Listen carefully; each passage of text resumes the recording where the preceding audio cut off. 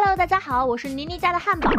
今天继续为大家带来搞笑脑洞美漫《辛普森一家》第25季第3集。在这片广袤的大地上，生活着许许多多神奇的部落，除了和春田镇相似的谢尔比维尔小镇，还有巧克力王国等等。而那最终的目的地沙发，则是处于各方势力盘踞的中心。确认路线之后，全家人就出发了。他们穿过苍翠的树林，也走过风雪交加的山路，途中还引起了咕噜老谋子的注意。他的相好见他没有指环，就不愿与他处。结果咕噜刚把指环献上，这女人就消失了。再说回辛普森一家，他们继续赶路，又遇到了石化的酒鬼们，经过了精灵旅社，路过魔龙的洞窟时，辛巴还想顺点金币，结果当然是没有成功。在即将抵达目的地时，他们遇见了3只拦路鬼，幸好辛巴用巫术净化了他们。就这样，全家人终于顺利来到了沙发。可惜这胜利果实被辛巴独自享用了。今天是吉普的葬礼，要说起这位老兄，那在镇上是无人不知，无人不晓。虽说他从没在镜头前露过脸，但绝对可以称得上是春田镇的活雷锋。比如他给一位老人写过传记，比如他曾陪蜜蜂男走出了失去双亲的阴霾，等等等等。所以每个人的脸上都充满着悲戚。吉普生前是核电厂的骨干员工，可他却曾向牧师坦言，他还有些许遗憾，那就是后悔自己没能在不是顺风的条件下打破中学创下的跳远记录，以及高尔夫从未标杆打进过17号洞。吉普的经历勾起了在场很多人的心绪，人生在世，谁还没点遗憾呢？尽管辛巴觉得自己就没有，帕蒂却几句话就道出了他的处境：糟糕的婚姻、奶嘴上瘾的婴儿，以及3天不打上房揭瓦的儿子。他的话一针见血，又无可非议。小新现在就在偷偷酝酿的整蛊，等到人们跪下那瞬间，立刻撤走跪板。这么说来，帕蒂确实说的不错，可他把所有责任都推在了辛巴身上，未免太主观了。辛巴回忆起怀小新的时候，辛巴既不抽烟也不喝酒，还瘦了。但如果不是因为他，那就只能是他听的音乐了。那段时间，他每时每刻都在听 Kiss 乐队的歌，那些歌可全都是狂放不羁的。这时，肯特也想起了自己的一些遗憾，想起自己总是去采访那些没见过世面的乡巴佬，还总是莫名其妙就被他们骚扰。旁边的辛巴可不相信大人物也有烦恼，倒是他自己曾做过有史以来最糟糕的财政决策。那是在2001年的年初，他正在逛保龄球馆，然后就遇见了此生见过的最炫酷的保龄球。于是他马上打电话卖掉了所有的苹果股票，科技都是过眼云烟，有分量的蓝保龄球才有前途。结果现在苹果都已经烂大街了，辛巴看着身旁那颗保龄球是肠子都悔青了。更可气的是，买下他股票的就是秃头，看他那嘚瑟的嘴脸，辛巴气不打一处。像你这种土豪应该毫无遗憾吧？但其实也有，这源自于一位他得不到的女孩。葬礼结束后，小新穿着神袍向人们索要捐款，这种把戏大家早已司空见惯，倒是弗兰德每次都心甘情愿掏腰包。看着儿子胡闹，辛巴又不免想起怀他的时候，当时夫妻俩买了很多孕妇指南，但都因为辛巴看不懂全烧光了。为了保持好心情，他只能一直听 Kiss 的歌曲。这天，辛巴那不让人省心的孩子又作妖了。为了装逼，小新让气球帮自己上了天，他爹对此是一无所知，还回忆起了和保龄球的点点滴滴，也不管苹果的股票翻了几番，他都始终待这颗球如初恋，甚至是游泳的时候都不离手。被救起的第一时间也是给他做人工呼吸。然而正当他打算给宝贝上光的时候，这保龄球馆居然改成了苹果商店，你说这气不气人？再说回小新，在天上飘久了，这小家伙终于怕了，淡定，你不会死在这儿的。这时他突然飘到了德州聚会的上空，这群玩枪的大佬差点把他打死。好不容易气球被打爆了几个，快要安全着陆了，又遇到了个小男孩给他补了一个，这下他算是降落无望了，都一路飘到了山顶旅馆。此时在旅馆内，秃头正在和一位女子亲热，她就是秃头当初爱而不得的莉拉。他们相识于年轻的时候，当时莉拉在第7区卖可丽饼，他们相爱之后，他为她画了一幅肖像，也就是在那天，他向美丽的莉拉求婚了。没有女孩能拒绝这闪亮的戒指，但莉拉有个条件，她希望他能每天拿5分钟替别人着想。然而这对于秃头来说太难了，他的脑子里除了自己就是钱。莉拉对他无比失望，表示会另择夫婿，你有多坏他就有多好，根本没人能那么好。他这话气得莉拉哭着跑走了。葬礼过后，秃头给秘书看了莉拉的肖像，不得不说这简笔画还是非常不错的，要是放在幼儿园，那铁定是优秀画作。除莉拉之外，他这小本本上还有很多人，什么海明威啦、毕加索啦、斗牛士胡安啦。最正常写实的是